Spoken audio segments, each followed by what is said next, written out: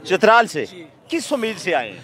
हम इस उम्मीद से आए हैं कि ये जो इम्पोर्टेड गवर्नमेंट है इसके ख़ात्मे को, और हमारे कायद इमरान खान ने जो नारा लेके आए हैं हम उसके साथ हैं, और इंशाल्लाह जो होगा अच्छा होगा। नहीं, आप खात्मा कर लेंगे इम्पोर्टेड गवर्नमेंट का? अभी खान साहब के हम कॉल का इंतज़ार करें, जो ही वो हमें कॉल देंगे हम इस्लामाबाद की तरफ तैयार हैं उसके साथ। यार कहा यह जा रहा है कि ये लॉन्ग मार्च जो है ये धरने में भी नहीं बल्कि ये तो जलसे में तब्दील हो गया एक दिन के कन्वेंशन में।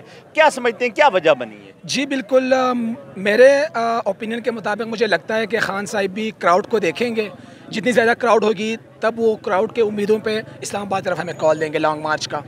तो ये डिपेंड करता है कि कितनी आवाम आती है, लेकिन अभी तक लाखों नहीं, इलेक्शन तो अभी इलेक्शन होने तो अभी कोई भी नज़र नहीं आ रहे हैं सर पे। इलेक्शन अभी होंगे। आपको कैसे पता कि इलेक्शन? मुझे पता है इलेक्शन होंगे, क्योंकि उनके पास अभी कोई भी चांसेस नहीं रहे, सब पकड़े गए हैं, चोर सब पकड़े गए हैं, ठीक है।